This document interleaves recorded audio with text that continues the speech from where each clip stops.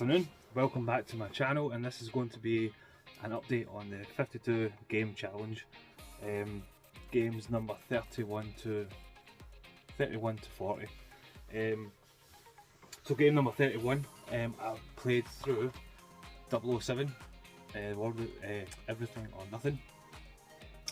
I was watching Omega Ace last night and he was doing a stream on Bloodstone, which is a game I want to play as well for the PS3. It looks really cool.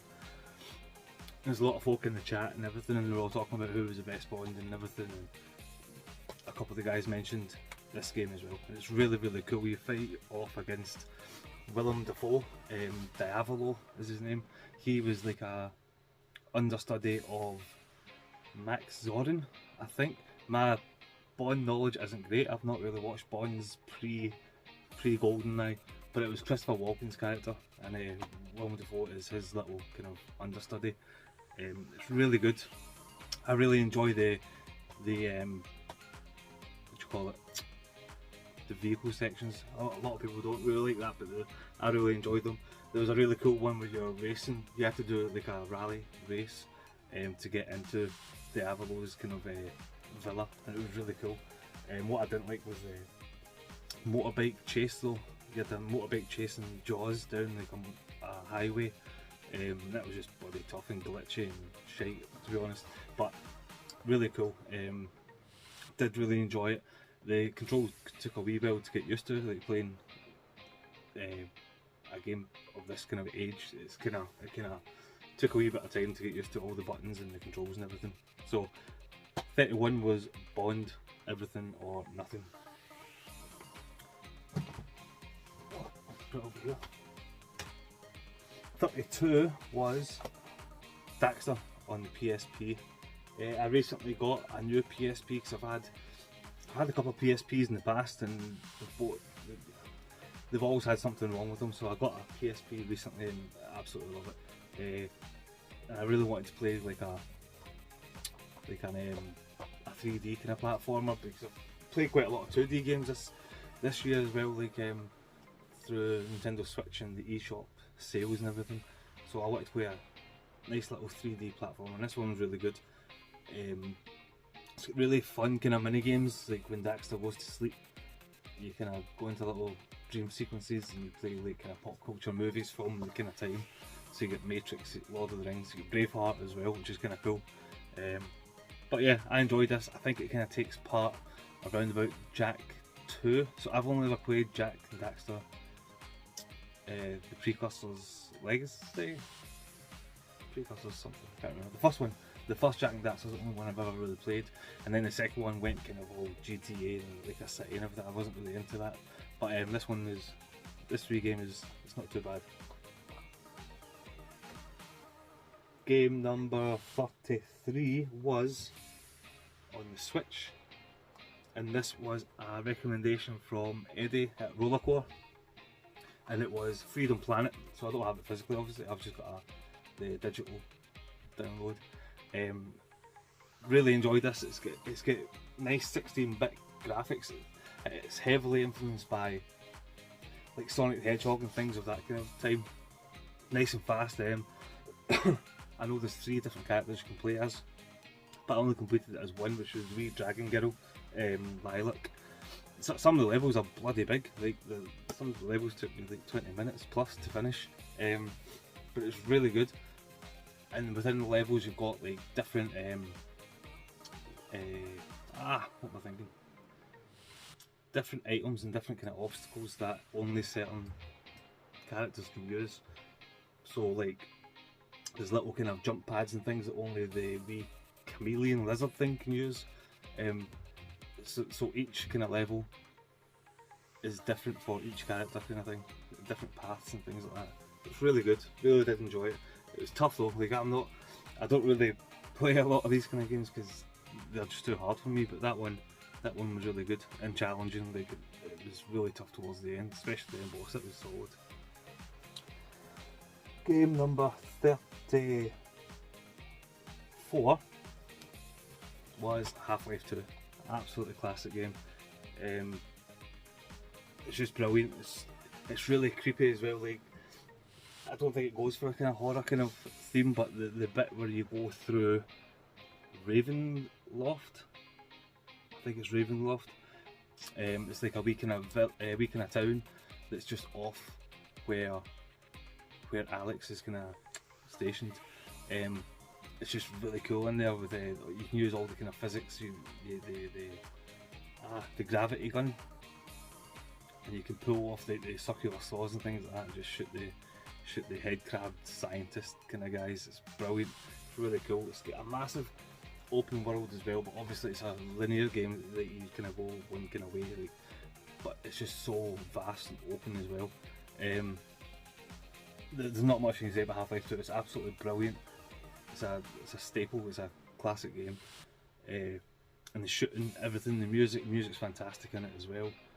And then when you get to kind of towards the end, you get these big, massive kind of walking beasties like Lord of the Rings. Not Lord of the Rings. Jesus Christ. What am I saying? War of the Worlds. Nothing like Lord of the Rings. The War of the Worlds, kind of big monsters at the end. You have to kill with rocket launchers. They were cool as well. Brilliant game, absolutely class. Game number 35 was, I need to get it up here, just quickly. A game that was recommended by the one and only Super Jim Tendo, and it was Golf Club Wasteland. Oh, you can't even see that. Golf Club Wasteland. Brilliant game, so addictive, so simple. Graphics are nice. The thing that really sets it apart is the soundtrack. The soundtrack is top class, top tier. It's just a strange soundtrack as well. So the premise is that you were part of like a colony that went to Mars because Earth is dying and everything like that. But then all the rich and famous people come back to play golf. It's weird, it's a silly storyline. But anyway, you come back to play golf as that pilot, and you're listening to a radio station that is being aired in Mars, and it's called Mars Radio or something like that. And you hear all different people's kind of stories of their life on Mars and their journey and everything. It's just really cool. It's hard to explain the soundtrack, but the soundtrack is brilliant. And when you do complete the game, you get like a QR code, and you scan the QR code and you can download the soundtrack. It's just brilliant. The soundtrack is fantastic, but as well the gameplay is just very, very addictive. You can play it just normally and you can have as many shots as you want to get the ball into the hole, but then you can play it on like a harder setting, and you've got to hit the target. You've got to get the ball in the hole within the targeted shots. Great game, really did enjoy it. Quite simple, quite quick, but really good. Next one was Tales of Arise. Fantastic, absolutely brilliant. This is, I mean, it's just a brilliant RPG. It's one of the best RPGs I've played in a long time. It's just class. All the characters are just so good. The only other Tales game I've played to completion was Tales of Zestiria. Yeah, Tales of Zestiria. But this one is hands down, but it's just a class game. It's just absolutely brilliant. Fantastic characters. The combat system is brilliant. It's an action RPG, so it's not turn-based, but you do have like a plethora of different moves and everything. And then within your party, you can control any of the members of your party, and they've got all their own moves as well. And it's just brilliant. The graphics are stunning. They are kind of like they're not they're kind of cel shaded, but they're not. It's not cel shaded. It's just very anime inspired graphics. And the world building's phenomenal as well. I don't know what else to say about it. Like, obviously there's a lot of twists and turns in the story. You play as a Renin, so there's two planets, and the Renins are, nope, sorry, other way around. You play as a Danin, and the Danins are slaves to the Renins who are on the other planet. And there's like a contest going on, and the Renins come down to Dana, and you have to and they have to gather all the energy to send back up to Rena. I'm getting confused now. Yeah, and then the so there's, oh my god, there's 4 different lords, and that's who you've got to beat. 4 or 5 different lords of Rena. I'm doing a shite job at this, of Rena, and then they come down and they've got to gather all the energy from Dana to send up to Rena, and by doing that they've got to kind of enslave all the Danans on the planet to draw out all the energy and send back up to Rena. It's just brilliant. I did a horrible job there of explaining it, but it's class. Absolutely brilliant game. Game number 36. 37 is No More Heroes 2. Absolutely brilliant again. It's just daft, it's just batshit crazy. Like stupid, like the dialogue in it is just funny as anything. I don't even know how to explain it. It's like 2000s attitude, that's what it's like. It's just nothing's off limits. It's just barmy and crazy. It is a lot better than the first game, I think, because on the first game you had like an open world where you drove around on your bike, and that's gone. And this is more just like a list of places you have to go, and it's a lot more streamlined, like an action beat them up, bash them up, whatever. Brilliant, class characters again. And this is the same kind of game as the first one. You've got to kind of rise through the ranks to get to the #1 assassin. But after the first game, you kind of stop. Travis Touchdown, he stopped being an assassin, and then in this one, shit happens, and he's got to go back into the world of assassins. Really, really good. I know that John Bundy and Sweet Radish Gaming, I know they were playing through these, but I think they only did the first one. Yeah, I'm pretty sure they only did the first one. But they have to go into this, but it's really, really cool. And I got the third one as well recently, and I'll play through that, but at the moment I'm kind of done with, with Travis Touchdown. But I'll definitely go back and play the third one.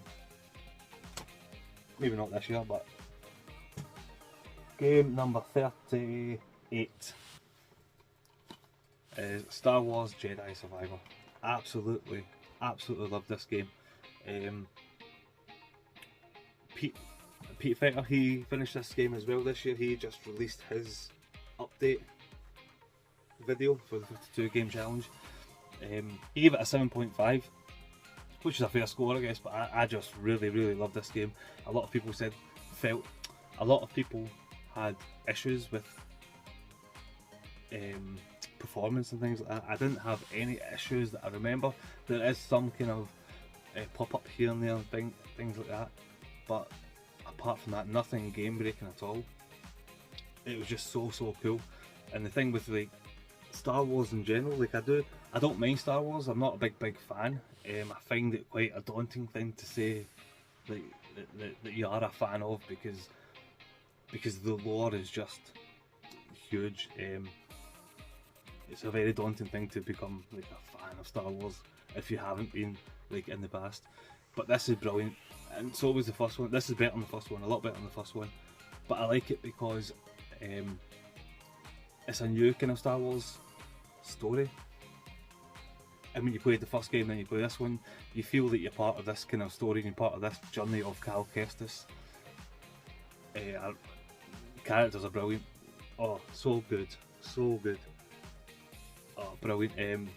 Bode is fantastic, and I don't want to go into the whole story of it and everything, because there's a lot of good story beats and twists and turns and stuff. Absolutely class.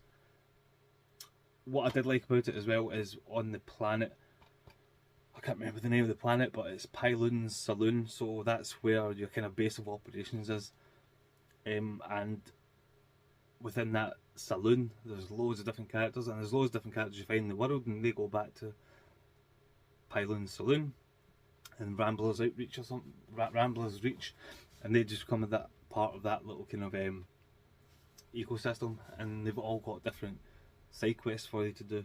And a lot of times side quests can be a bit filler-ish fluff, but in this it was really good. It was really cool, especially when you went on. If you have played this, you have to go and finish Cade's bounty hunting missions because it's class. It's absolutely class. You have to go and get all the bounties, beat all the bounties, and you're in for a nice little treat at the end. But I won't say anything about that. Brilliant. Absolutely brilliant game. Loved it to pieces. It's a solid 9 out of 10 for me. And then the next one, game number 39, was The Pathless. So this game was, I think Paul Northern, I think he said it was made by the same guys that did Journey and Abzu, and you can tell like with the graphics and everything and the way it kind of plays, it's brilliant. It's quite hard to explain. Like it's got a big, massive open world that's split into 4 different plateaus, and you've got to go around and defeat the baddies there. So the big baddies were actually the children of the children of the gods kind of thing, but they've all became corrupt by the darkness. So you've got to go and take them down and bring them back to the light. It's brilliant. It's just really nice and relaxing. Actually, it's a very, very relaxing game. There's loads of different little puzzles within the world that just reward you with with upgraded, what do you call it, powers, just the different upgraded powers. Like you use your little eagle to fly and jump and things like that, and you find little secrets that improve that ability. Oh, I'm doing terrible. It's so hot. That's my excuse. It's roasting. I'm losing my train of thought. But I really enjoyed this. The music was fantastic. The graphics are brilliant. It's an Annapurna game as well. Annapurna, they're class. But yeah, I would definitely recommend playing this. It's not too long. It might seem a bit daunting when you put it on this big massive world, but you can finish this within 6 hours. It's a really cool game. Graphics are absolutely gorgeous, like I said, and yeah, I would definitely recommend this as a kind of maybe an in-between kind of game. It's brilliant. And then game number 40, I've just finished this recently. I've been going back and forward to it because it's brilliant, and I'm just kind of trying to tick off all the kind of costumes and stuff. It's Spider-Man Miles Morales. A lot of people did kind of write this off as being DLC or glorified DLC, which is, I don't know. I don't think it's fair to say that because it's a massive game. It's bloody massive, and it opens up the Miles Morales' character and his struggles of being Spider-Man, and it's cool. I bloody loved it. It's absolutely fantastic. So Spider-Man Peter Parker, he's buggered off on his holidays. So Miles Morales has got to kind of step in and look after New York City. And there's a new big bad. Obviously, I don't want to go into the spoilers and the story and everything, but it's brilliant. Put me right in the mood for Spider-Man 2, and obviously when I was playing this, all these showcases were happening, and we seen Spider-Man 2, and it looks fantastic. And I was glad I've got through this, so now I'm ready for Spider-Man 2. And the graphics are stunning. Sound effects are brilliant as well. When his little kind of headphones, you hear like podcasts and things like that, and the dialogue's fantastic. It's got a really good production value. Like they've not pulled the punches on this, so that's why I think it's a bit more than just DLC.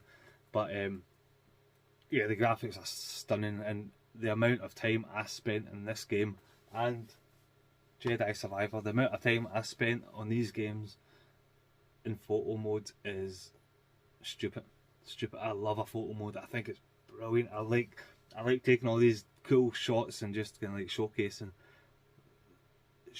the graphics and the love that these people have put into making these games. Like, it's stunning. The detail is fantastic, even right down to like the soles of his shoe, like the contours and the shoes and everything like that. It's just brilliant, man.